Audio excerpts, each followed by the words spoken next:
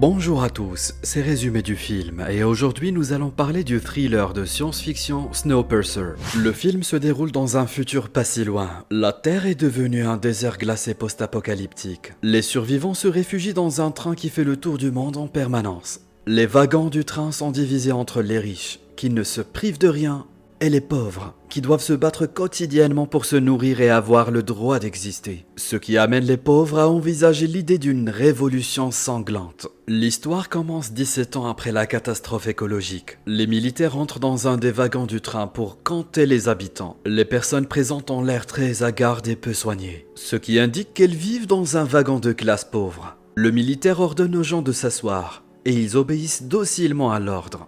Tous sauf un homme nommé Curtis, qui ignore les soldats. Après un moment, il s'assied à côté de son ami Edgar et lui dit qu'il a compté le nombre de soldats. L'un des soldats vérificateurs demande aux habitants du wagon s'il y a des violonistes parmi eux. Un couple âgé se présente à eux et l'homme dit que, dans le passé, lui et sa femme ont joué dans un orchestre symphonique. Le militaire demande à voir leurs mains et ne prend que l'homme avec lui. L'homme veut emmener sa femme avec lui, mais le militaire le bat et le fait sortir du wagon par la force. Les militaires donnent aux hommes des briquettes protéinées pour remplacer leur nourriture habituelle. Curtis se déplace le long du wagon à la recherche des briquettes, qui contiennent une note d'un certain informateur. Il est interpellé par une femme nommée Tanya, qui lui indique la briquette appartenant à son fils, Tim. Curtis convainc le garçon d'échanger la briquette contre un ballon de football avec lequel il peut jouer toute la journée. Grâce à la note, l'homme apprend le nom d'un spécialiste de la sécurité qui est emprisonné dans le wagon-prison du train. Avec l'aîné du wagon des pauvres, Gilliam, Curtis discute d'un plan de révolution. Il s'agit de se rendre à l'avant du train avec l'aide du spécialiste de la sécurité et de prendre le contrôle de la machine principale. De cette façon, les hommes à la queue du train pourront renverser Wilford, le magnat, et ainsi mettre fin pour toujours à la cruelle hiérarchie des classes sociales. La nuit, des soldats font à nouveau irruption dans leur wagon et rassemblent tous les enfants pour un examen médical. Une femme en jaune s'approche des enfants et mesure leur taille. Elle emmène Tim et un autre garçon avec elle, malgré les tentatives des parents de cacher leurs enfants. Essayant de sauver son enfant, le père de l'un des garçons jette une chaussure sur la femme. En guise de punition, sa main est placée dans un trou qui mène à l'extérieur. Alors que le membre de l'homme se transforme en glace, Madame Mason, la ministre du train, entre dans le wagon.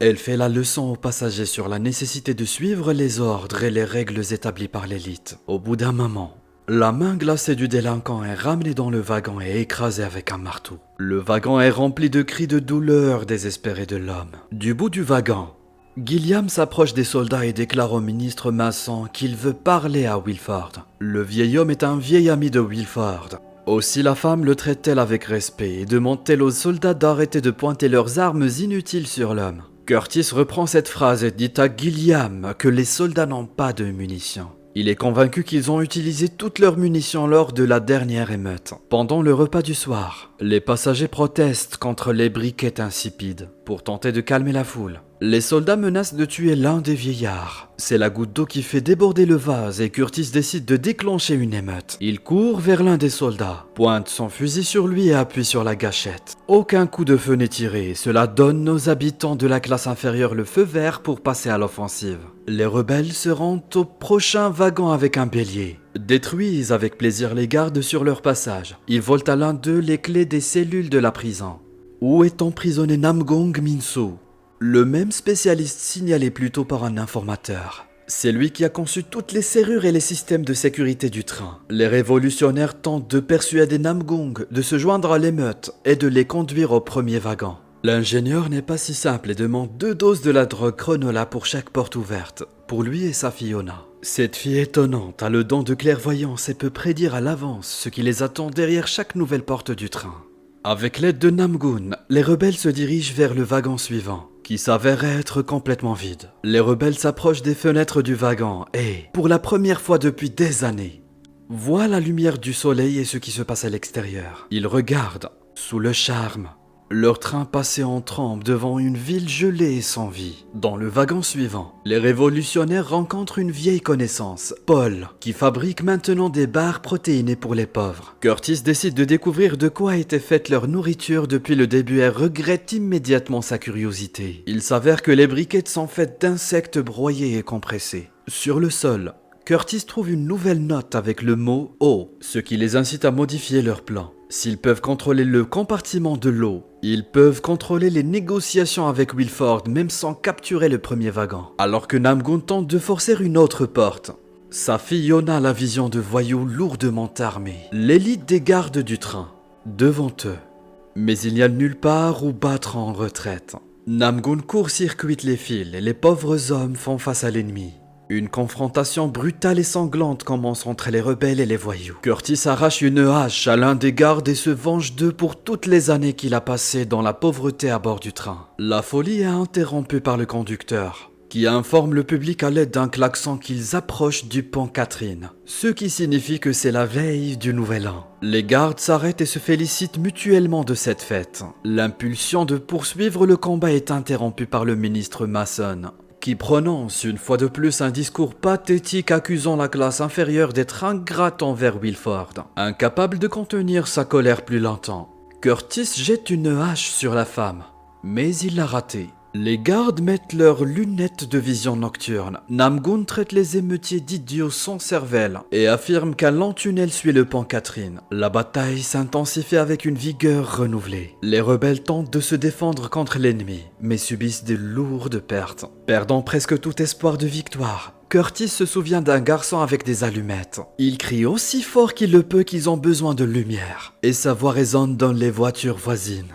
Le garçon fabrique une torche artisanale, dont les autres passagers se servent pour s'éclairer. En colère et déterminés, les pauvres hommes entrent dans la bataille avec une vigueur renouvelée et font pencher la balance en leur faveur. Mason, qui regarde la bataille se dérouler, est poignardé à la jambe. C'est l'occasion rêvée pour Curtis de capturer la femme et de prendre le contrôle des gardes. Cependant, derrière lui, de l'autre côté du wagon, il voit son ami Edgar se faire attraper par l'un des voyous. Curtis doit prendre une décision, sauver son ami ou tous ceux qui se battent pour la liberté. Le choix est fait et Curtis prend le ministre en otage pendant que le garde tue Edgar. Mason, hystérique, ordonne aux gardes de déposer leurs armes. Le chariot à eau saisi est utilisé pour que les émeutiers puissent se laver de leur sang. Pendant ce temps, les émeutiers interrogent Mason.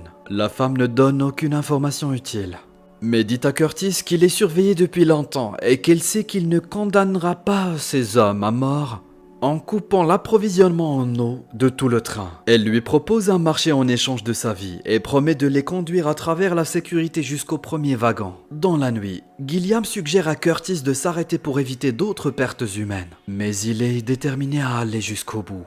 Il laisse le vieil homme s'occuper de ses camarades fatigués et blessés, tandis qu'il rassemble une petite équipe et ensemble, ils poursuivent leur route.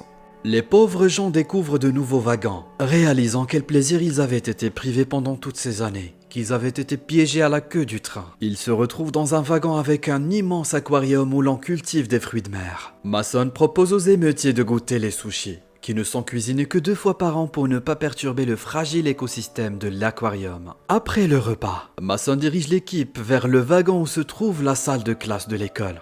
Il n'y a pas d'enfants rebelles parmi les élèves, car seuls les rejetants de la première classe peuvent fréquenter l'école. On leur montre une vidéo de propagande sur Wilford et leur train, qui se déplace continuellement dans la nature sauvage et glacée, après quoi l'institutrice chante un hymne de bigoterie avec les enfants. À la fin de la leçon, elle montre aux enfants les 7 glacés, nom donné aux premiers rebelles qui ont sauté du train dans les premières années de cet interminable voyage. Comme un mantra, l'enseignante répète aux enfants qu'ils mourront s'ils sortent. L'équipe d'enfants pauvres est sur le point de passer à autre chose, quand soudain un livreur de cadeaux du Nouvel An entre dans la classe, en compagnie du violoniste du début de l'histoire. Le livreur distribue des œufs durs en cadeau à toutes les personnes présentes, comme s'il n'avait pas remarqué les pauvres parmi l'élite. Curtis tombe sur un nœud avec une note sur laquelle figure le mot « sang ». Au même moment, le colporteur sort un pistolet de sous les œufs et tire sur les pauvres. L'instituteur, lui aussi, sort une mitraillette du panier de cadeaux et tente également de frapper les émeutiers. Mais tous ses efforts, ainsi que sa vie, sont interrompus par un coup de couteau précis dans la gorge. Soudain, une transmission en direct sur l'écran de télévision montre le garde assassinant Gilliam de sang-froid. Désemparé par la mort de son mentor, Curtis tire une balle dans la tête de Mason, qui sanglote. Les pauvres survivants de la fusillade se dirigent vers les wagons d'élite, rencontrant au chemin des riches surpris. Bientôt, l'équipe de Curtis doit faire face à un autre affrontement avec les gardes, dans lequel ils sont à nouveau victorieux. Mais ils ne goûtent pas à la victoire, car un autre des émeutiers est tué dans la bataille de Tanya et mortellement blessé. Avant de mourir, elle demande à ses amis de retrouver son fils Tim. Namgoon, Yona et Curtis sont les seuls survivants rebelles. En silence, ils suivent les chariots en marche. Ils rencontrent les majors qui dansent et profitent de la vie dans une frénésie d'ivresse et de drogue, sans même penser à ce qui arrive aux gens à l'arrière du train. En chemin, Namgoon et Yona leur volent de la drogue et des vêtements chauds. Finalement, les rebelles se retrouvent devant une porte qui mène au moteur principal, que Wilford supervise lui-même.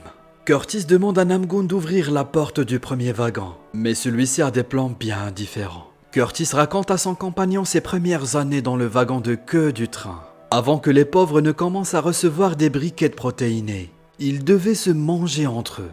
C'est ainsi que Curtis a appris que la viande de bébé était la plus savoureuse et il se déteste sincèrement pour cette connaissance. C'est pourquoi l'homme est si désespéré d'atteindre Wilford, pour se venger de tout ce que la classe inférieure a enduré. Namgoon avoue qu'il a collecté du chronol pendant tout ce temps pour en faire des explosifs et faire sauter la porte vers l'extérieur. Selon les observations de l'homme, la chaleur revient sur Terre et l'humanité a une chance de survivre à l'extérieur. Namgoon veut allumer la mèche explosive, mais une femme en noir sort du premier wagon, tire sur l'homme et invite Curtis à dîner avec Wilford. À l'intérieur du premier wagon, Curtis voit enfin l'homme qui a détruit l'homme en lui pendant toutes ces années. Le gardien du moteur lui dit que Curtis est le premier des émeutiers à le rencontrer. Il s'avère que toutes les émeutes ont été inventées par lui et Gilliam pour contrôler la démographie et ainsi maintenir le fragile écosystème du train, tel qu'elle a été conçue par les hommes.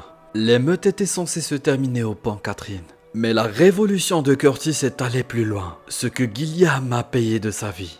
Pendant ce temps, à l'extérieur de la porte, Namgoon reprend conscience. Il doit se battre seul contre une foule de majors en colère et un garde survivant, tandis que Yona creuse dans les fils pour ouvrir la porte. Wilford montre à Curtis la machine à mouvement perpétuel et lui donne un dernier mot qui dit « train ». Il veut que le rebelle prenne sa place et prenne le contrôle du train et des gens, en le convainquant que c'est la bonne chose à faire. Yona monte finalement dans le premier wagon et court vers Curtis pour trouver les allumettes. Mais celui-ci, influencé par Wilford, la repousse. La jeune fille commence alors à ramasser les carreaux sur le sol avec une fourchette.